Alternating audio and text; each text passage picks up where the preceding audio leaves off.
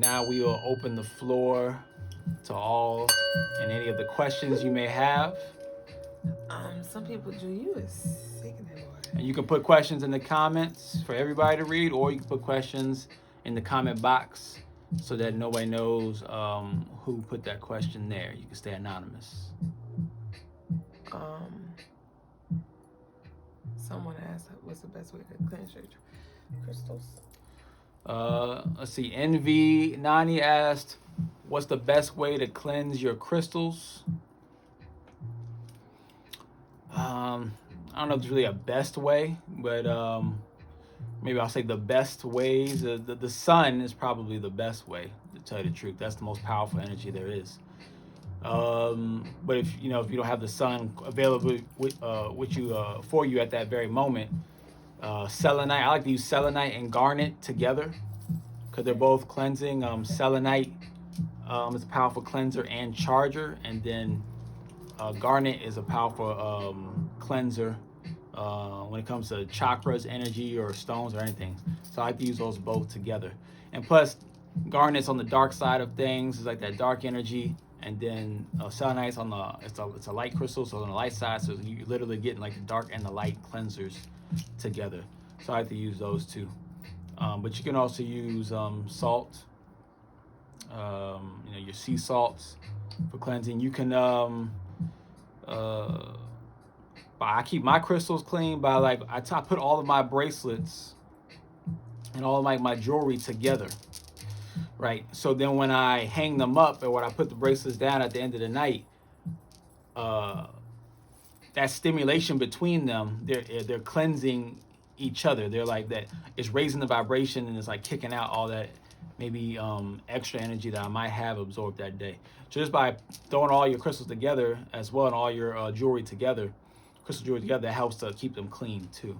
Especially if you have some cleaning type stones in there, like your citrines, your sunstones, your selenites, your garnets, stuff like that. I don't see anyone, nobody else. Oh, nah, I had a question, but I'll wait till everybody's done. Well, someone said, what, white sage? Yeah. Hold up. That was for spring water, sea salt, sun, right? You can use those things.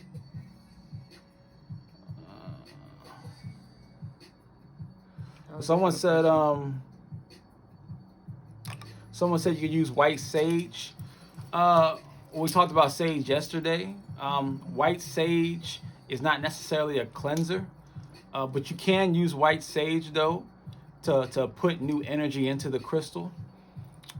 But it's not necessarily cleansing the crystal. What you're doing is you're just transmuting the energy. So you're just turning the energy that's there into something else. That being said, when you keep using white sage, you keep transmuting energy, but you keep putting, it's like you're stacking energy on top of each other. And eventually you got to actually cleanse the energy itself because it will kind of become overwhelming at a certain point. So that's when you use you can use Palo Santo. Palo Santo is an actual cleanser. Blue sage. I didn't even talk about blue sage yesterday. You did. Blue sage. But blue sage is more it's for healing, but it's a cleanser too, right? So you use blue sage for cleansing and for healing as well.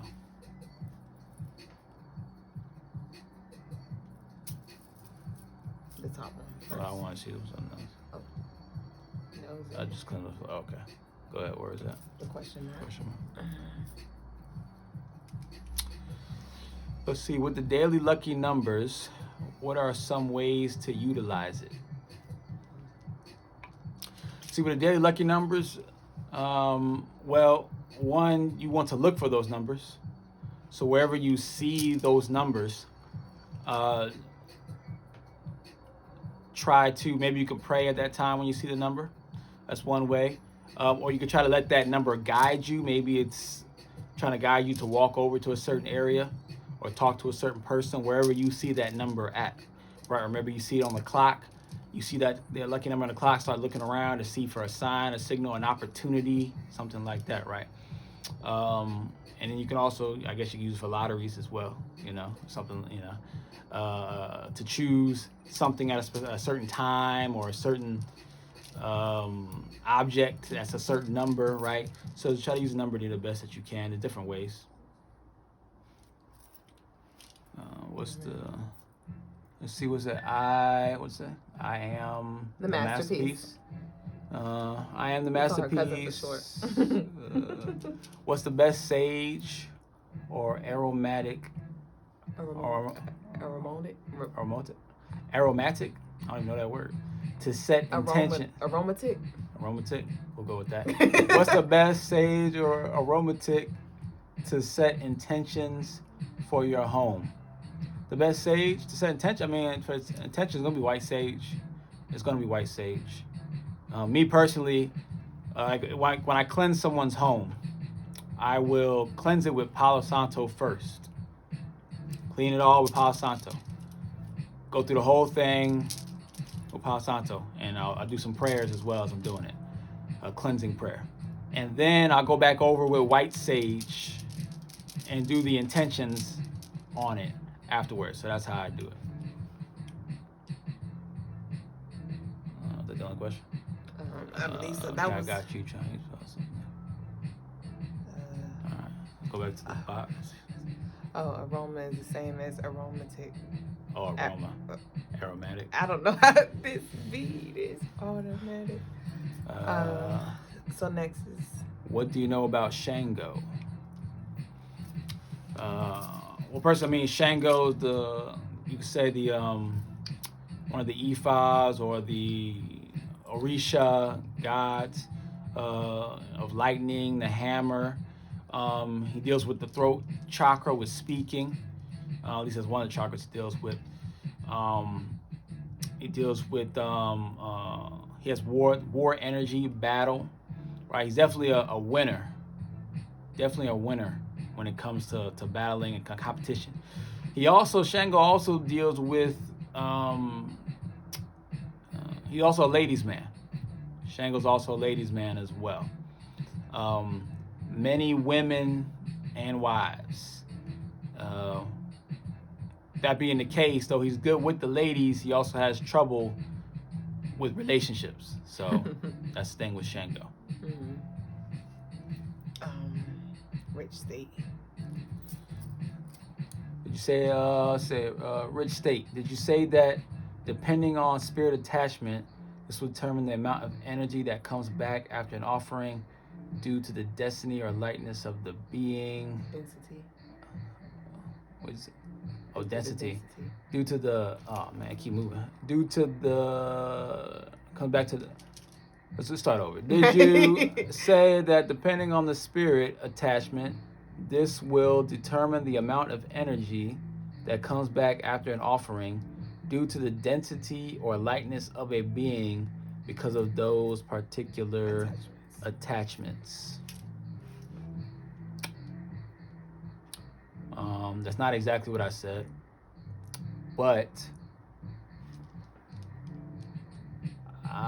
it's not necessarily the density or lightness of the being. It's just the type of spirit that being holds. To keep it very plain, and I put a bunch of words into it, do they hold the energy of Satan? Do they hold the energy of Zeus? Do they hold the energy of Eros? Do they hold the energy of Gaia? Do they hold the energy of Legba? Do they hold the energy of Ogun? Do they hold the energy of Thoth? Do they hold the energy of Anubis? Do they hold the energy of Ma'at? Right? Do they hold the energy of Buddha? Or Gilgamesh? Right? Do they hold the energy of Shiva? Right? Or Anansi? Right? That's what I mean when I talk about what energy do they hold. I'm talking about what spirit do they hold. Not necessarily how dense the energy or dark or heavy or light the energy is.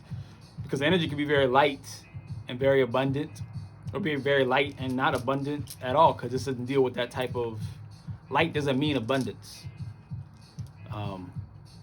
And just like dark or dense doesn't mean doesn't mean negative either, right?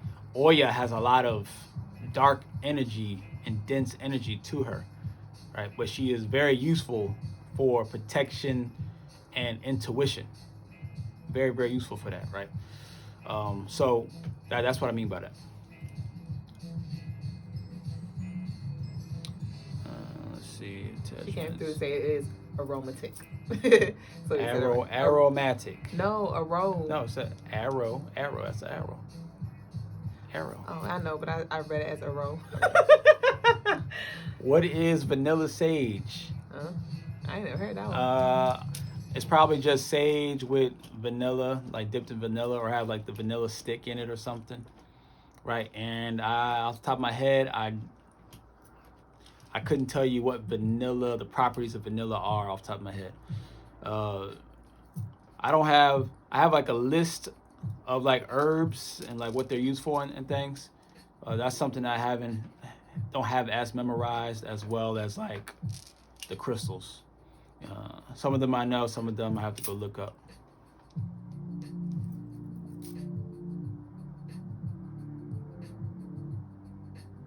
Let's see, what's it say? Is it Abraham, I guess. Abraham, MM. How do you deal with sharp pains in the spine area, especially when I'm sitting, that feels like energy blockage? I've tried different stretches, but it doesn't have long-term effect. Okay, so when it comes to like sharp pains in the spine, any pain in the body, yes, technically is an energy blockage, right? But doesn't mean we're gonna always do energy or like spirit-based type of things. Or we usually do a lot of physical things when it comes to just pains. Sometimes you gotta do some different incantations or whatnot. But for this pain in the spine, what I would do is, if you are getting relief from stretching, then we know that you need to, most likely you have a lot of tension.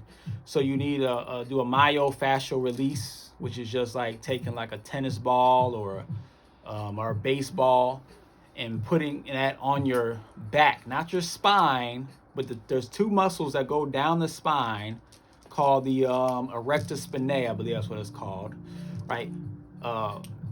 It's like when you see like a spine, look, there's like a gap. You'll see the spine, like a crease, and like these two like muscles going down it. That's the part you want to put the ball on and roll on that part. And when you find a part that really hurts, you want to hold it there for about 30 seconds to a minute.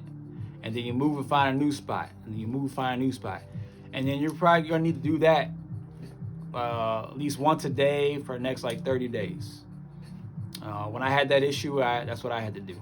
And then I did that for about 30 days, and then I stopped having that problem, right?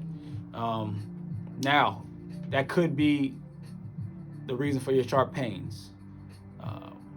Another possibility for those who do, if you do a lot of spiritual work or a lot of like ritual work, that can also cause a lot of pains too.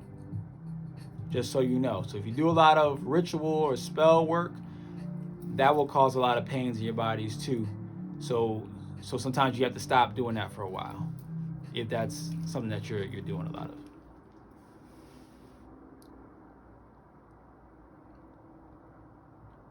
How do you do a sharp? Okay, we did that one. You got some in the question box. Hey Kiki. Let's go to the question box.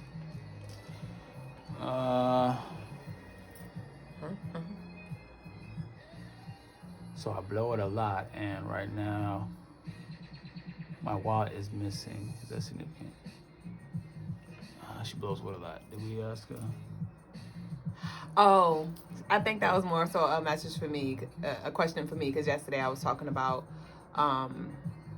blowing the money fast. Okay. So let's go on to, okay, so my question is, a few days ago you mentioned about being smart about what I do with my money. Okay, that was connected to that. Right. My money. As my ancestors want to give it to me, but it's a slap in the face when I blow it. Mm-hmm. So I blow it a lot, and right now my wallet is missing. Is it significant? Okay. Okay, so that's all part of the same. Gotcha. Yeah, it's just a reminder for you to pump your brakes and check your spending. You know, you don't need to get everything right now. You know, just to monitor your spending. That's all. That's what I get. Monitor your spending.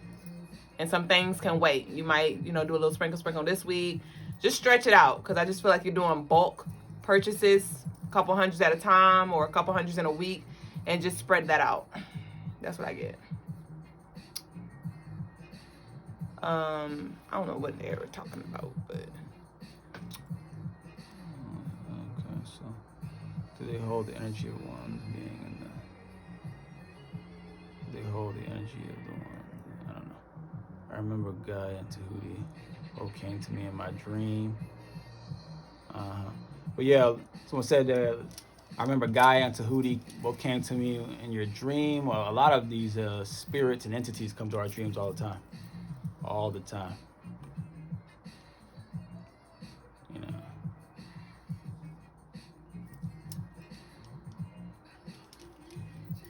know. Spirit attachments, darkness holding back. Oh, missed it. Darkness holding back blessing and abundance. Bridge State says spirit attachments, darkness holding back blessings and abundance. Well, I don't remember what we said before, but you was talking about the offering with the dark, the density. I don't know really. Yeah. Well, once again, you're talking about darkness and light. Because dark doesn't mean you're gonna look at Hollywood. At Hollywood, they give a lot of offerings to dark energies, and then they receive a lot. Right? So, you know, a dark energy is not gonna necessarily hold you back. It can actually give you everything that you want. Right? While there's light beings that could hold you back. In fact, a lot of times, light beings are the ones that do hold you back. Because they are trying to bring you down a light path, a different path, right? So, you know, that one's, a lot of people get stuck on the dark versus light thing, and that's what stunts a lot of people's growth, where there's dark nor light is neither better or worse. They're actually equally necessary. So you want to work with them both, right? When I say work with them, it's like we'll say like a dark energy like Satan. We all know Satan or the devil, right? I'm not gonna go pray and ask to Satan or the devil for any assistance with anything. That's not what I'm gonna do. But what I am going to do is when I see the Satan energy, the devil energy, or when that energy pops up in front of me in any type of way, you know, I'm gonna talk to him to see what we can do to come to an arrangement so that he can get out the way, or so that he can, you know, we can break this contract, or so that, you know, so we come to an understanding, right? So I can point his energy in a different direction, or I could just ask him, hey, why are you here? Why are you doing this? What is the purpose of this? So that I can figure out what I'm supposed to actually be doing, what I'm not seeing, right? So that's how you would utilize, you know, a dark energy, different than how you would utilize a light energy.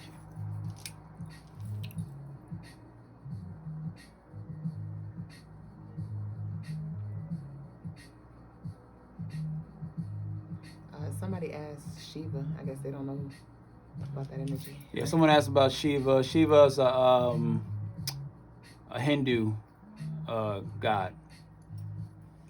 God of war and a few other things, but definitely of war.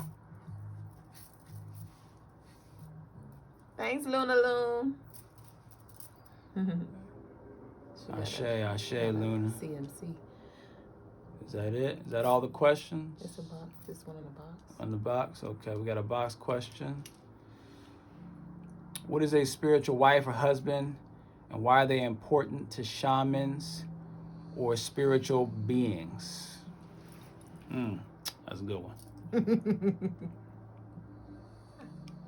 Oh, sorry. I was trying to delete it and move it out, but. Okay.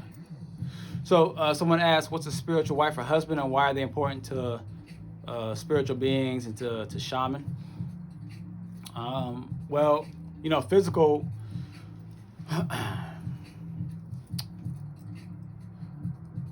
A wife and a husband just means that you have consummated.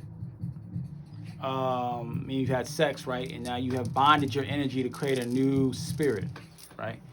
So here in this physical world, we've taken it to another step where we've like, okay, not only are we going to have sex, but we're also going to do paperwork and all these type of things, right? Because now we're not going to only integrate our energy, but we're going to integrate our resources, right? So, for shaman who understand that, well, first of all, if you're a shaman, some kind of spiritual being, I mean, you're definitely not of like normal type of living situation to begin with. So that being said, when it comes to shaman or spiritual beings, they're going to, have their sexual partners, right, which is enough for them to, because that's all you need to have the bond. But their partners are going to be more evolved, I'll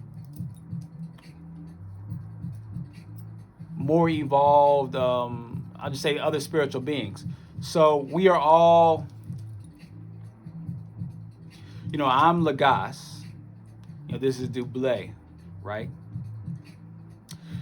That's the current spirit that's most in control of this body is Logas. The energy I derive from would be Legba. So I am Logas incarnated. I am Legba reincarnated. Hopefully that makes sense. Right? And we're all like that. Most of us, though, our vessels are not strong enough or useful enough for those deities to actually use. We all have the potential to be whatever that reincarnated energy is, whether it's Oshun or Legba, or like I said, for some people it might be Zeus or Hercules or Hela or Hera or Thor or Odin or whatever, right? We all have the potential, but most of us do not have the strength, or we're just not vibrationally ready in that particular body isn't ready, right? So you got some people who are kind of ready. That's where you get your like schizophrenic type people, your people who like kind of go crazy and can't really handle it. Those are the vessels that are they're open to it, but at the same time the vessel's not quite strong enough to handle it, so then they start to go crazy because they can't differentiate themselves from the entity. Right. And then you got like the shamans type of people, will say, those type of levels, who understand, okay, I am Logas, but I am, Legba, reincarnated. So then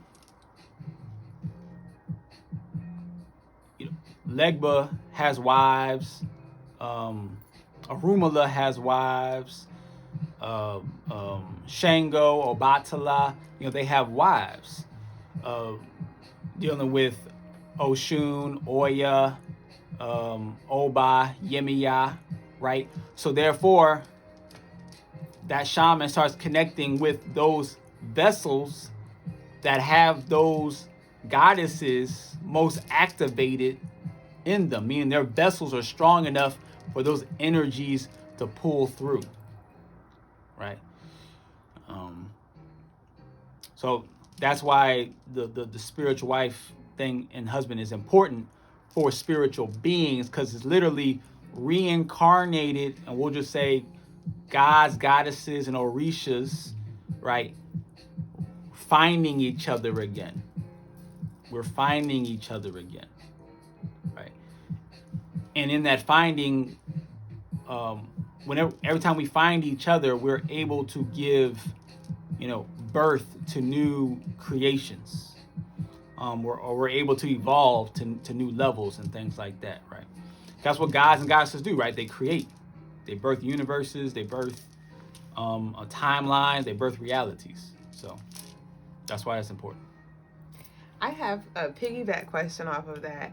So, considering the way you put it, as far as like reincarnations of the Orishas, what if the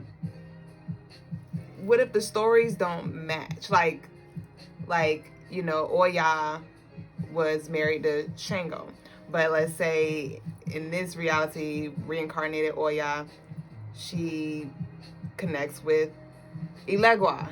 Like, is that a thing? Like, can they come together, or do it have to be like the same story in a sense?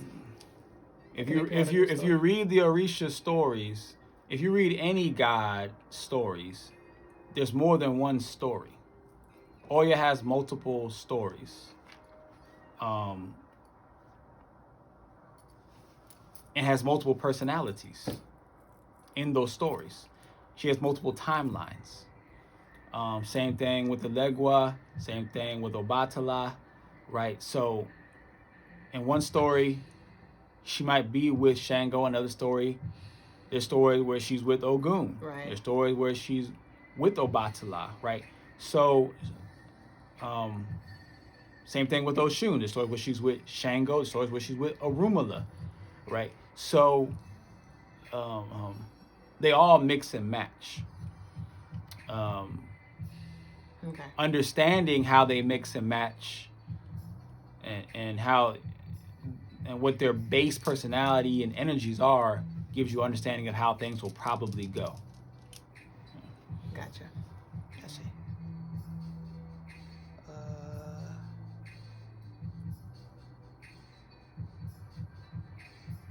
All right. So, Nubian, what's a good crystal to balance your chakras? Agates. Agates are always good crystals to balance your chakras.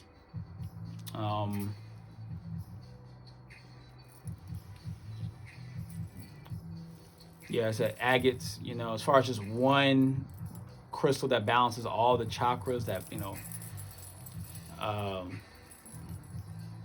guess you could say like clear quartz. Clear quartz is going to, huh?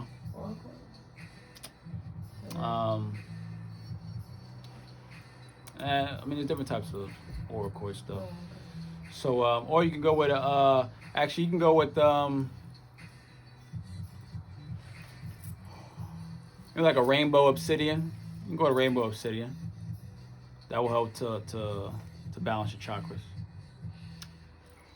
I am the masterpiece. Or rainbow, maybe like a rainbow fluorite, and things with multiple colors in it. What is that? I am the masterpiece. Where is it? Oh, I am the masterpiece. What does it mean when you feel like you don't need a mate, especially when it's truly not needed? For me, it's more of being open to companionship and a friendly bond. The sex is an extra bonus. The sex is an extra bonus. What does it mean? Well, it can mean multiple things because I don't know your story. I know we all have our story, so I don't know your story. I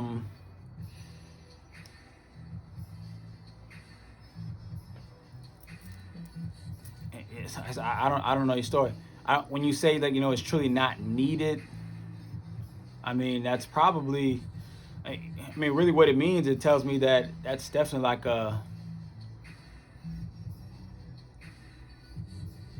that sounds like a Oshun type of energy.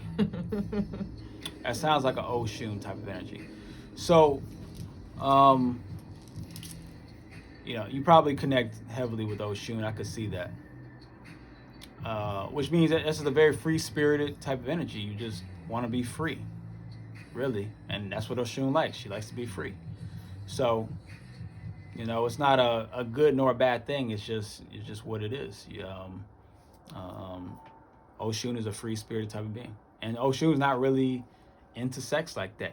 Like she is when she is. but it's more like it's an experience. It's not really sex for her. It's just like this experience with like a new person, or it's an experience, right? So it's like an Oshun type energy. Okay. So she was just saying thank you for answering that.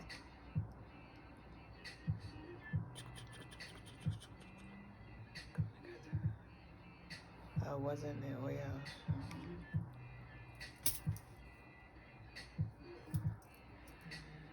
Was it Oya, Shango, Oshun? I mean, that is one bond, is Oya, Shango, and Oshun. There's multiple bonds between the Orishas.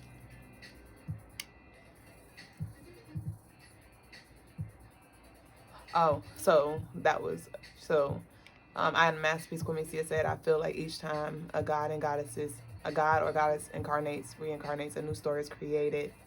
What was is no more, only the remnants of the decisions they made. Yeah, that's true. A new story is always created when gods and goddesses reincarnated. There's just certain new stories are created, but it's based on the same frequency. New story, same frequency. So it's like, yeah, it's a new story, it's a new person, it's a new situation, but it's still very similar to the last story. It's just like has a tweak to it. It's like these small tweaks to it, but it's always going to be some very similar stories. Truth asks, can you be reincarnated as multiple goddesses? Can you be reincarnated as multiple goddesses? Now,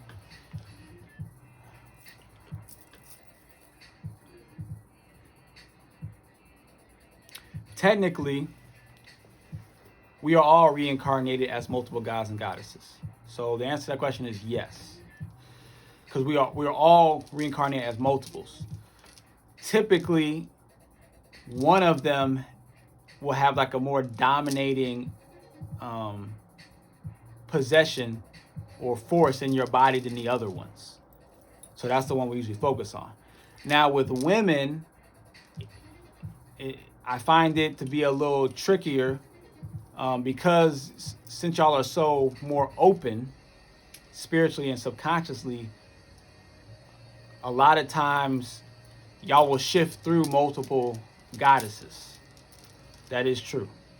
I do see that happen a lot with women. Men usually are more they stick with one usually. Women are usually more open to the shifts. And then there's some women who they go through the shifts, but they predominantly will stick with one, but they will shift with the other one sometimes too. But a lot of times they'll stick with one. But yeah, you can't go through the shifts. And the ones who usually shift are usually actually Oba. And Oba is not really talked about a lot. But Oba is similar to Legba, because Legba is the door opener. So Oba is like the door, in a sense, where Oba represents all of the wives, because she's the first wife of Shango. She's the first wife. So yeah, so even when you feel like you're reincarnated of all of them, then you're probably actually Oba, who is a split of all three.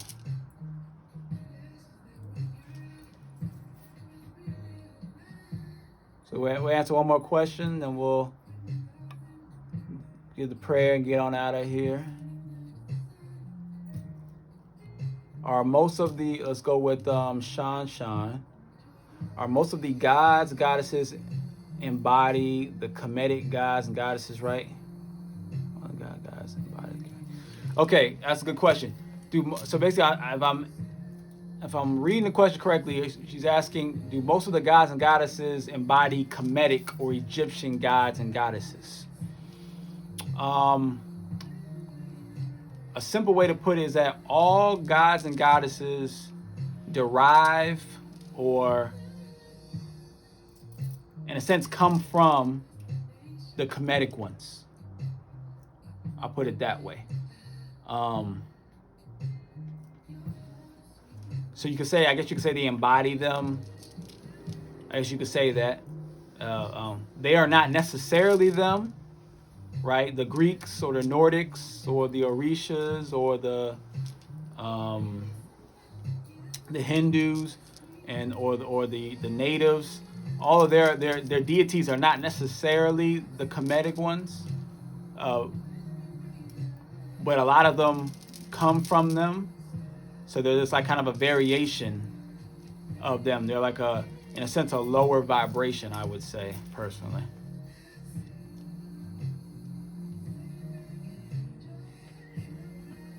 So we'll Okay, is that all in the box?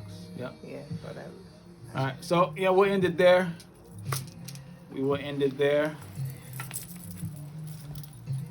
and we will finish it up with a quick prayer.